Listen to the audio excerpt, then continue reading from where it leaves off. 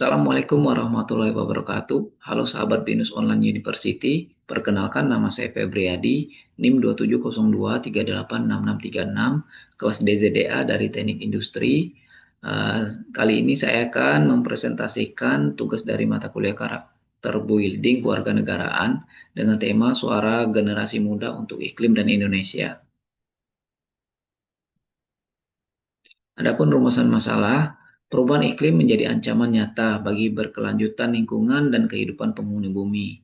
Kurangnya kesadaran akan perubahan iklim dan dampak yang akan terjadi, kurangnya pemahaman terhadap penyebab perubahan iklim dan tindakan yang diperlukan.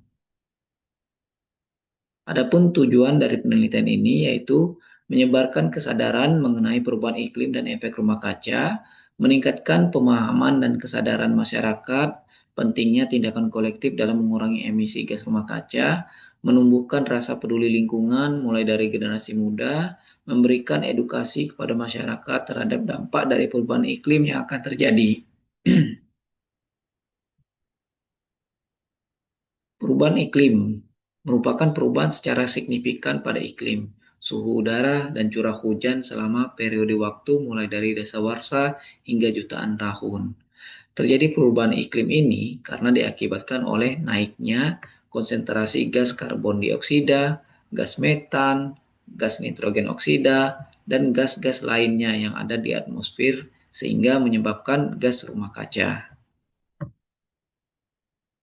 Ketika radiasi panas matahari mencapai permukaan bumi, sebagian diserap oleh tanah, laut, dan tumbuhan, sementara sebagian lainnya memantul kembali ke atmosfer. Dalam kondisi konsentrasi normal, gas-gas rumah kaca ini merangkap beberapa radiasi panas yang memantul, sehingga dapat dibutuhkan bumi pada saat kondisi suhu bumi turun. Contoh, panas bumi yang terperangkap bisa kita butuhkan pada malam hari, sehingga tidak terlalu dingin.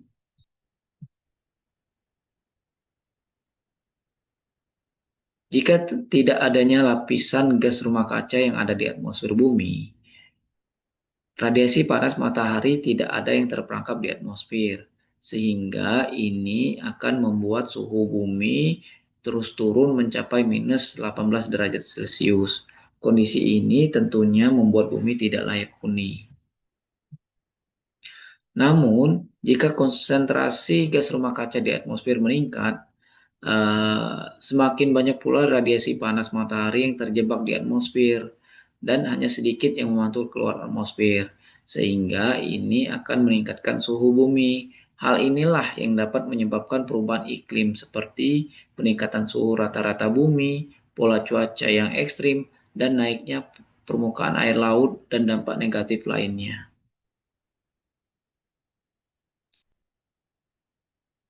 Adapun yang dapat menyebabkan konsentrasi gas rumah kaca di atmosfer meningkat, itu dari tindakan manusia itu sendiri. Yang pertama yaitu pembakaran bahan bakar fosil seperti minyak bumi dan batu bara yang dihasilkan baik dari industri dan kendaraan pribadi yang kita pakai.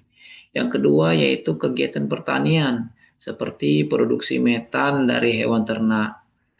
Yang ketiga yaitu deforestasi, yaitu penebangan hutan yang mengurangi kemampuan alam dalam menyerap karbon dioksida.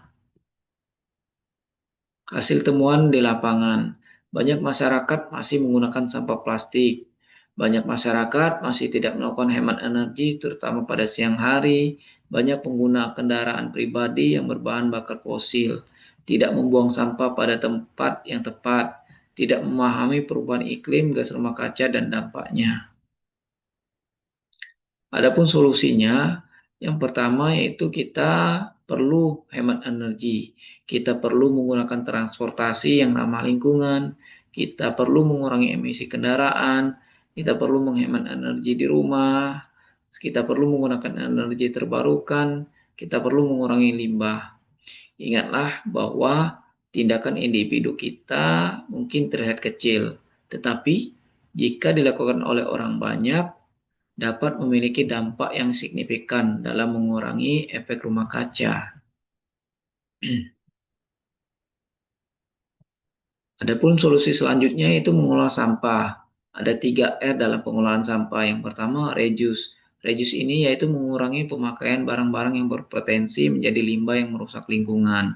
Yang kedua yaitu reuse. Reuse ini memilih barang yang dapat digunakan kembali dan menghindari penggunaan barang yang hanya sekali pakai. Dan yang ketiga yaitu recycle. Mendaur ulang barang yang sudah tidak dapat dipakai agar bisa dimanfaatkan kembali. Adapun kegiatan-kegiatan edukasi, yang pertama yaitu membawa botol minum dan tempat makanan sendiri. Kita contohkan di sekolah, di anak-anak yang generasi muda harus membawa botol minum dan makanan sendiri.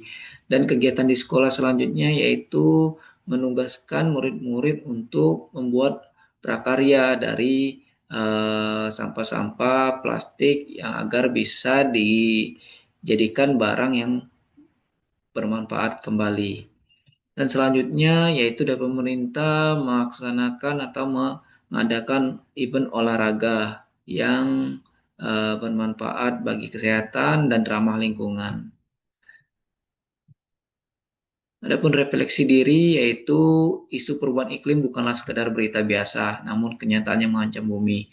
Melalui tugas ini, saya menyadari bahwa generasi muda mempunyai peran penting untuk peduli terhadap perubahan iklim ini.